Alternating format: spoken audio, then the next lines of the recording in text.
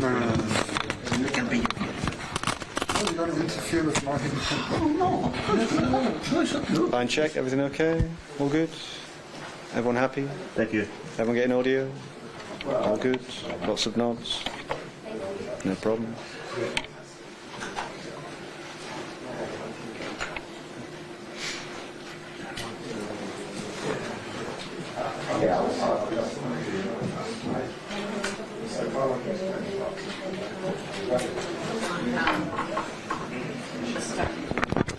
It's a glamorous life.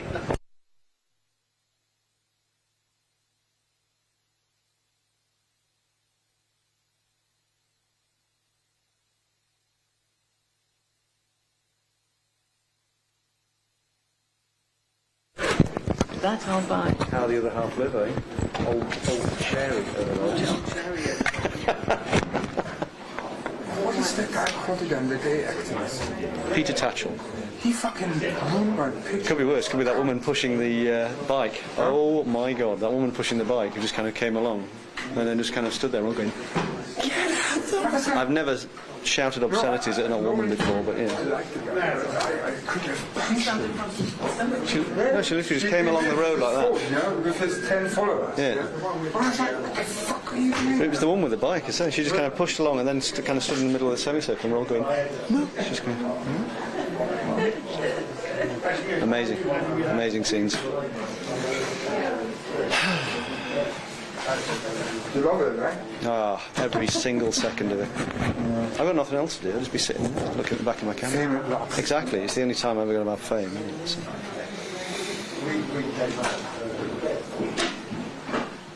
I just want to talk to Faye at AFP. That's all it is. Hello, Faye.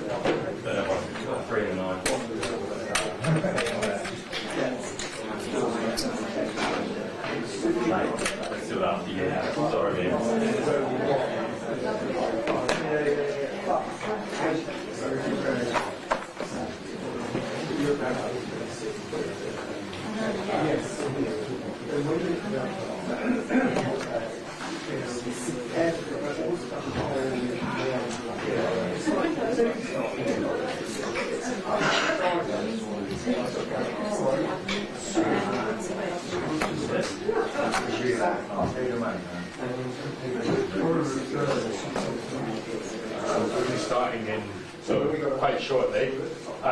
Just in terms of the format, there'll be a series of statements from Stella Assange, Kristen from WikiLeaks, there'll be Jen from Legal Counsel, and then we will also be fielding some questions. But what I would request is if you could put your hand up, and then you'll be called to give your question. If you could just give your name and where you're coming from, and then ask your question, then we'll answer as best we can. We're going to be set up over there. Any questions? I've tested to you. Oh, thanks very much. 1, 2, 3, 4, 5.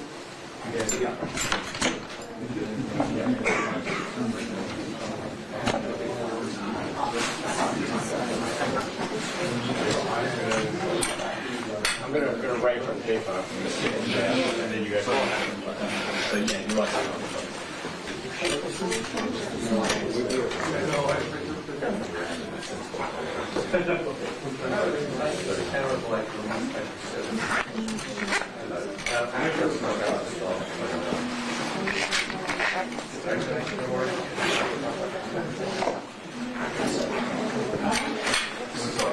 Sorry, mate.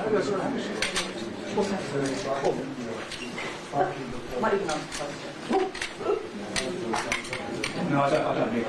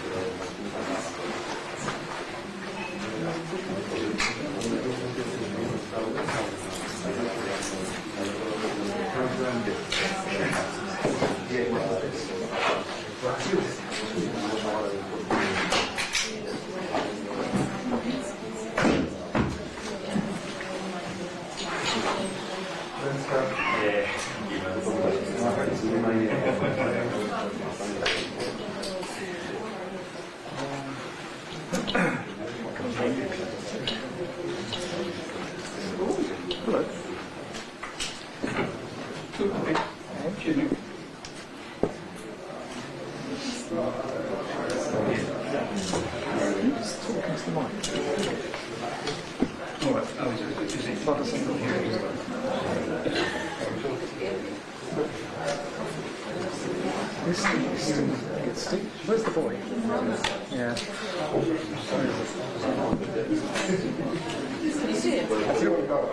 You taking a line as well? Need audio? I think he's getting himself a copy. Yeah. Filling his face with biscuits. Have some lunch. Sorry, Steve. You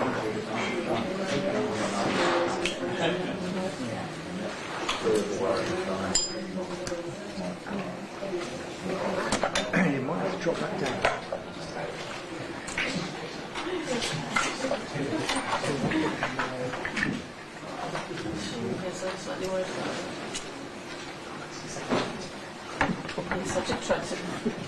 Trying to do something with it, and went last week. I've got another one, but it's a heavy one. Yeah.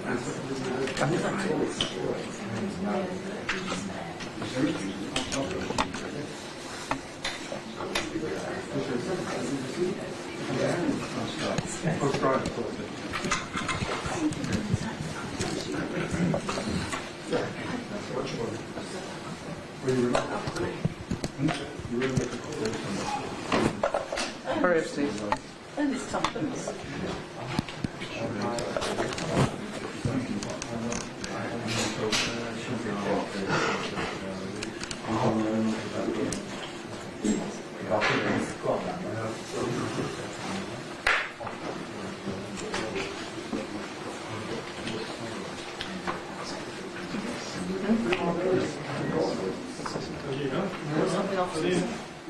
We're meant to be able to speak to Jane and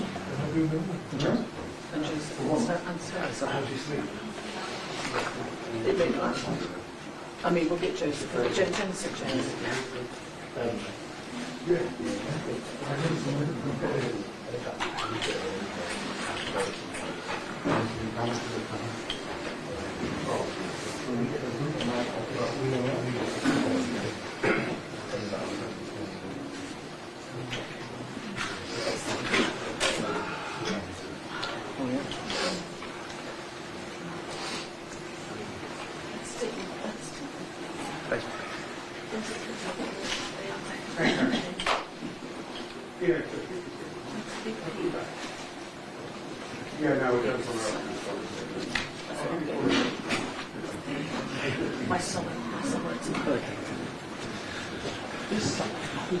This one's going to be moved, the podium. No. There's a tripod on top of it. They will still be speaking here.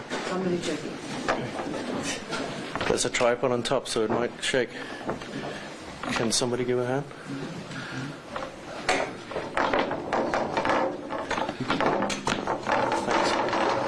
Thanks.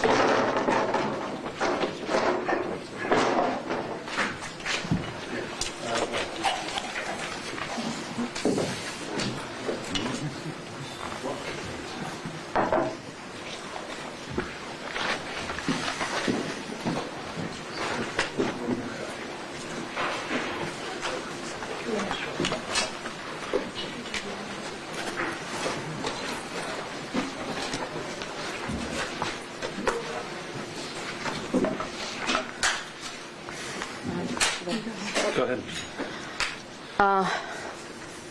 Thanks, everyone. The High Court has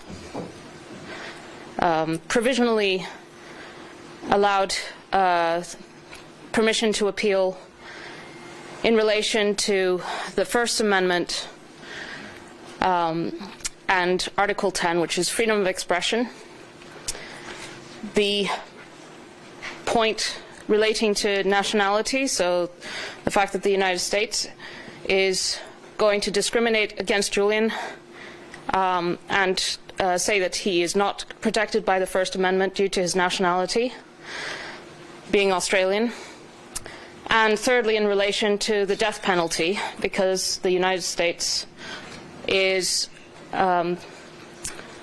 able to change the charges once he's in the United States to charges that carry the death penalty. So these are the three issues that the United States has identified as posing a major challenge to extraditing Julian. Of course, the case should have just been thrown out, and Julian should not have spent a single day in prison. The United States is bringing a case based on a persecution of a journalist for his political opinions. He expresses his political opinions through his publishing work, and rather than ask for a political intervention from the US government, the British courts should just have thrown out this case because it criminalizes journalism. And that is the takeaway here, really, when you're looking at the decision today, that they have gone to the heart of it, and it is Article 10, the First Amendment, freedom of expression, that is at issue. And the British courts are really tying themselves in knots. And giving the United States yet another opportunity to make a political, not a legal intervention, a political intervention, because the case that they have been bringing for the past 5 years, or 13 years, depending on where you start counting, is one that attacks the freedom to publish the truth. And so the courts are asking for an assurance that actually contradicts the case that the United States has been bringing. And the United States government, let's be clear, if it's a diplomatic assurance, it's a political assurance. And we've seen it already in the past. US assurances are not worth the paper that they are written on. The United States, of course, is a country that has plotted to assassinate and kidnap Julian, a publisher, in order to silence him. The United States, under CIA Director Mike Pompeo, discussed at the highest levels of the administration in the White House plans to assassinate and kidnap Julian. This case comes about as a result of those discussions. The United States and the CIA were hatching plans. Mike Pompeo told his workers at the CIA in Langley to elaborate plans about how to go about killing Julian. And then, only after that, the DOJ charged Julian. And this was all under the Trump administration. And as you all know, this all relates to publications from 2010 and 2011 under the Obama administration. And the Obama administration looked at this case and said, we will not take a case against Julian Assange in relation to the Chelsea Manning publications because he is a publisher. He is not a hacker, he is a publisher, and it is impossible to distinguish what WikiLeaks did publishing this material from what the New York Times did in relation to this material, and from what the New York Times does every single day. You know full well that that national defense information is published on a daily basis in every broadsheet, in every country, or in every country where there is a free press, every single day. So what this case is an unprecedented case in which the Espionage Act is being repurposed in order to criminalize what the New York Times does every single day, and that has not changed. The New York Times problem, what Obama called the New York Times problem, remains.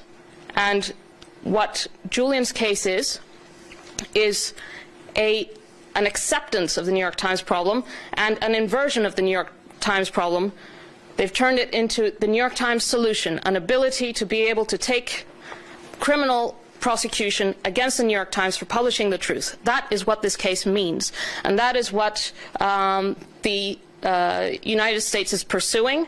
The United States should not issue assurances. They should just drop the case, because this case, as the Obama administration rightly identified, is an attack on all of you, on the press, on freedom of conscience, and on the public's right to know. And we all know at this crucial moment that we find ourselves in, with the conflicts in the Middle East and in Ukraine, that the press needs to be able to be free to publish the truth about what happens in conflict and war.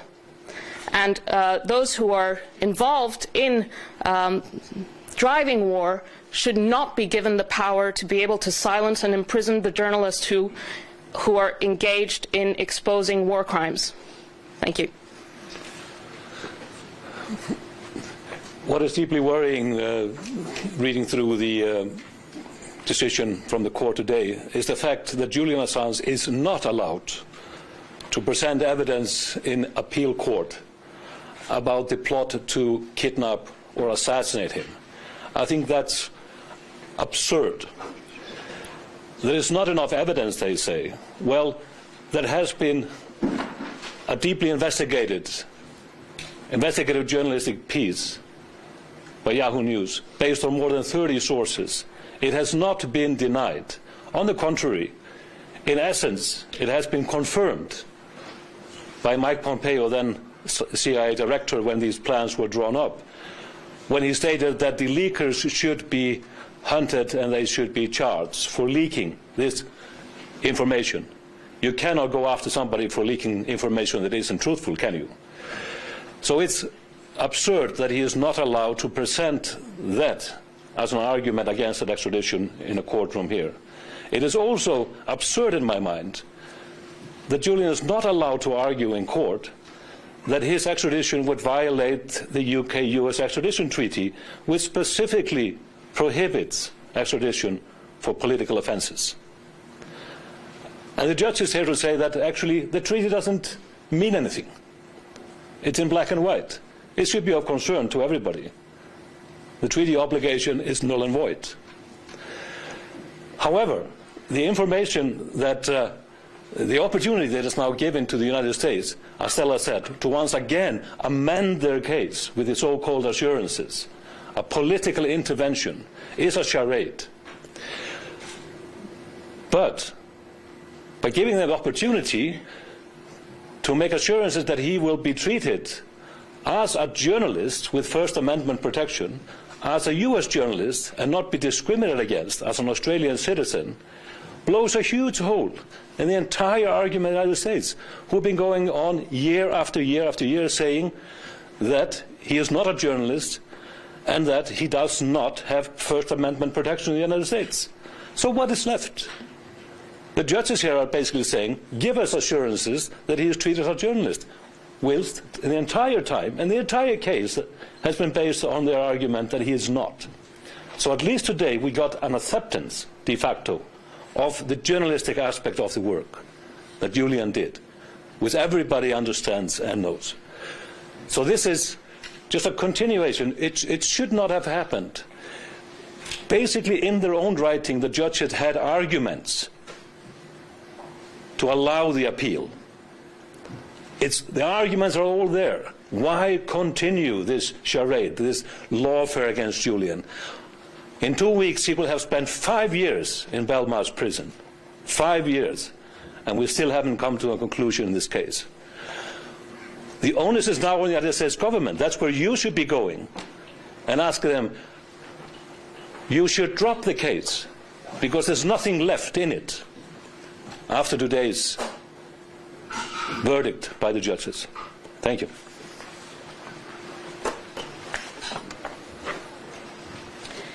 Good morning, everyone. My name is Jen Robinson. I'm a barrister here at Doughty Street Chambers and counsel to Julian Assange and to WikiLeaks. The court's decision today demonstrates just how flawed the US extradition request is. We are 5 years into this process now, 5 years in which Julian Assange has been in prison here in the UK without conviction, on remand, in relation to an extradition request that should never have been brought, and that we've seen today from the court's decision raises fundamental concerns about free speech, the First Amendment, and the risk that a journalist and publisher could be subjected to the death penalty. That the US is being asked 5 years after seeking this extradition request to provide these diplomatic assurances to remedy what we say are these fatal flaws in the US case goes to show just how problematic this request is. The judgment today demonstrates that if Julian was extradited to the United States, there is a very real risk and concern that he will not be afforded free speech protections. This is a dangerous precedent. It means that any journalist and publisher who is outside of the United States publishing truthful information about the United States but is not a United States citizen will not benefit from the First Amendment, and that should be concerning for every single journalist in this room and every single journalist watching. We are, of course, concerned too that the facts as pleaded in the US indictment could expose Julian to the death penalty. It is absurd that we are 5 years into this case and the US has not offered an assurance to protect him from that risk. Now, the judge's decision, of course, is that we've got provisional permission to appeal on 3 grounds. On the fact that he would not be permitted to rely on the First Amendment, the risk that he'd be exposed to the death penalty, and the risk that he'll be discriminated against on the grounds that he's Australian. The court has called for what they want, satisfactory assurances to protect him against that. We say there's no such satisfactory assurance. Amnesty International says that their US diplomatic assurances are not worth the paper they're written on. In a case as serious as this, involving the death penalty and involving free speech protections for all journalists everywhere, this is clearly insufficient. This is a case that should never have been brought. It was brought by the Trump administration, which describes the press as the enemy of the people. It is an indictment that the New York Times and Washington Post has said criminalises public interest journalism. And this is an Australian journalist, an award-winning Australian journalist and publisher who has been 5 years in a high-security prison because of this extradition request. We say the US government should not be offering an assurance in response to this judgment. They should be dropping the case, and it is a case that should never have been brought in the first place. Thank you. Hello, I'm Rebecca Vincent. I'm the Director of Campaigns for Reporters Without Borders, Reporters Sans Frontières. We campaign for the release of Julian Assange as a top global priority because of the implications his case has for global journalism and press freedom. We've monitored these entire 4 years of extradition proceedings in court, and it's been long and convoluted. And what's come out today is also convoluted. We want to retain some hope, though. There is a sliver of hope here that there could still be some form of justice possible in the UK courts. We are dismayed that it has come this far, but there is still a chance for the UK to act in the interest of journalism and press freedom and prevent Julian Assange's extradition to the United States. We're concerned by this repeated reliance on diplomatic assurances throughout these legal proceedings, which really underscores again the political nature of this case, and it shouldn't be decided on diplomatic assurances. Even if these assurances are respected in practice, and again, there's no guarantee that they will be, we have serious concerns about the very charges against Julian Assange, which have nothing to do with these diplomatic assurances, noting that the Espionage Act itself lacks a public interest defence. So even if all of these conditions are met, we don't believe that Julian Assange or anybody accused in this way could have a fair trial. He cannot defend the nature of his actions as being in the public interest. At Reporters Without Borders, we believe that the publication of these leaked documents was in the public interest. These documents exposed information that we have the right to know, war crimes and human rights abuses, which has never been prosecuted. This informed public interest reporting around the world, and it is crucial to journalistic practice to be able to operate in this way. So what happens to Julian Assange has implications not just for him, but for journalists, for media organizations everywhere. And we call again Whether this progresses further in the UK courts beyond this question of assurances, it remains in the power of the US government to bring this to a close now. We call again on the Biden administration to put an end to this 13-year persecution and prosecution of Julian Assange and act at this late stage to protect journalism and press freedom. We call again to free Assange. Thank you. If you have any questions, please raise your hand. I remind you, if you could introduce yourself and your name and who you're writing for or broadcasting for, and then proceed to ask a question. I'm Claire Lasco. I'm working on a documentary on the Julian Assange case for Eugene Jurecki. I'd like to ask Stella, if you wouldn't mind, if somebody is kicking this case down the can down the road, who is doing it?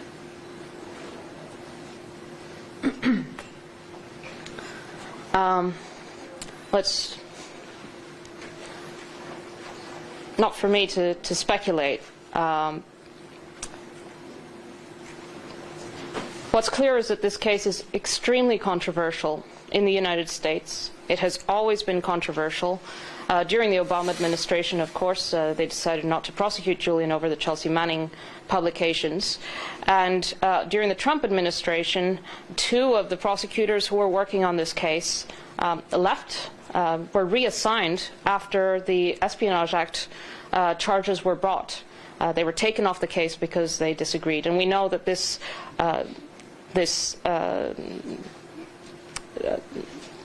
conflict has been at the heart of each and every administration, because within each and every administration there is an awareness that this is a very dangerous case, and this case, in fact, can be the end of the First Amendment. There are, of course, people like Mike Pompeo who want Julian dead. And that is why Julian will never be safe in the United States, no matter what. It is unprecedented that you have a case in which you have reports that have never been contradicted by the CIA or Mike Pompeo, and in fact confirmed effectively by Mike Pompeo when he said that the sources for the story about the kidnap-kill plot against Julian should be prosecuted under the Espionage Act, not for libel, but for disclosing state secrets. So there's no denial that the United States has engaged in a murder conspiracy against Julian. So there are different interests at play. There are different actors at play. Ultimately, those who do not want to see information that is embarrassing to the administration,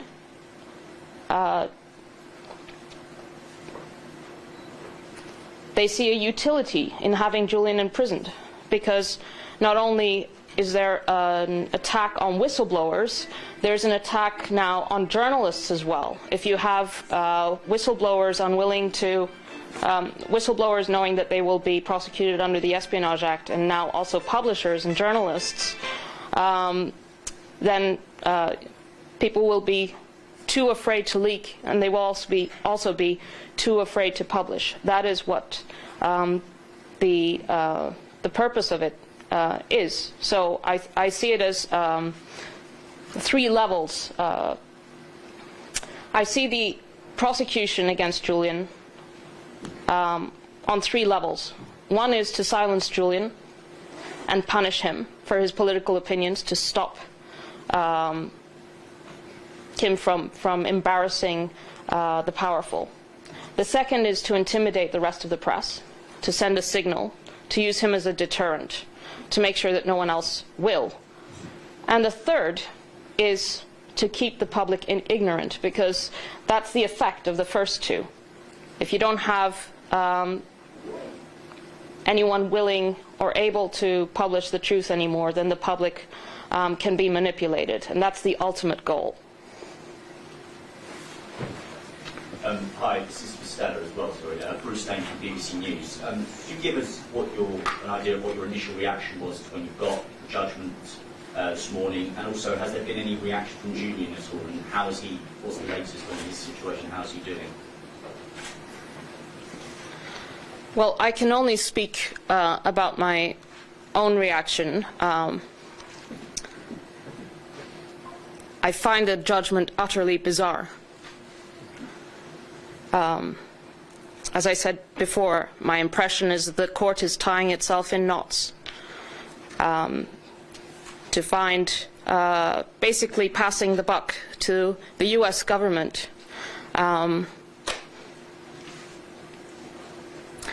And inviting it to contradict its own case in order to wave through his extradition. But this is par for the course in this case. Bizarre decisions by the courts, unpredictable legal proceedings, exceptions. It's a political case, and this is what you come to expect when you have a political case. It's political on every level. The publications were political, exposing what was happening during the wars by the occupying forces, the cover-ups, the torture, the assassination squads, the lack of accountability, the political nature of the offences. The Espionage Act, prohibited under Article 4 of the UK-US extradition treaty, barred from extradition, and yet the courts have said it's fine. You can extradite him because the treaty is not enforceable domestically. There is no protection for the individual even when there are political offences brought in the extradition. That's the decision. The political motivation of the Trump administration in bringing this case, and the Biden administration for keeping it going, to be able to bring criminal prosecution against a publisher for publishing the truth. And the purpose to punish his political opinions. In fact, the Obama administration from the very beginning said that WikiLeaks and Julian opposed the Afghan war and therefore was not they were trying to persuade the rest of the press to not amplify WikiLeaks because Julian had the opinion that the Afghan war was wrong. So he's being punished for his political opinions, and the whole case is an attack on public interest journalism, and public interest journalism that conflicts with the interests of those who want to drive and continue wars. Catherine Best from the Australian Broadcasting Corporation, one from UGen. What do you think are the chances of the US actually abiding by this and giving the assurances? I can't speculate on whether the US will offer these assurances or what they'll do with them, but what we do know is that on the basis of numerous documented cases and Amnesty International's own position that the US diplomatic assurances, we say, aren't worth the paper they're written on. It is very concerning that the court would invite assurances on matters of this seriousness in a case involving a journalist and a publisher. And as we've said, the US government should not be offering assurances, they should be dropping the case altogether. And that's the only satisfactory outcome. So you can't give any assurances that they'll follow through even if they do say that they'll do it? Even if we receive the assurances, we're not confident that we could rely on them. Michael Holt, Wall Street Journal had a report last week saying there have been preliminary discussions over a potential plea deal. Are you able to say if there have been any initial discussions over a possible deal? And if there were or weren't, would a plea deal be something that you would consider, because this might bring the whole matter to a conclusion without the need for extradition? Is that for me? Well, in relation to that Wall Street Journal piece, I'd refer you to Barry Pollack's statement. That's Julian's U.S. Defense Counsel. Your question should really be posed to the Department of Justice. But now, with this decision, I think the correct question is, why don't you drop the case? Julian has been in prison for almost 5 years. This case serves no purpose other than to intimidate journalists all around the world, not just here, not just in the United States. It is sending a chilling effect. It is creating not just a legal precedent, but a political precedent that is putting journalists all over the world at risk, because it is setting a new normal.